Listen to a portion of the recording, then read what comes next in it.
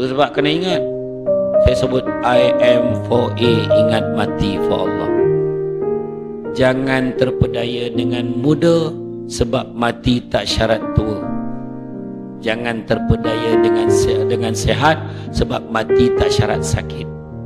Ada seorang budak umur 10 tahun datang ni Wangsa Maju, mak ayah dia beritahu saya anak dia meninggal dunia. Umur 11 tahun meninggal dunia dalam tidur. Bukan kena langgar basikal tau, kan? Bukannya jatuh tau, bukan lomeh, meninggal dalam tidur. Setiap malam mak ayah dia kata dia tak tinggal tengok YouTube Samsul Debat. Tapi bukan itu punca kematiannya. Kamu mulalah, kau jangan tengok, kau nak mampu kau tengoklah video dia tengok.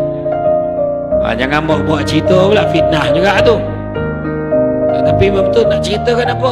Tak kisahlah umur kita. Ada orang tu umur dah macam ni, ngigil jalan tak, yang mati-mati lagi. Ada orang tu relax ke? Besok jumpa kat kubur.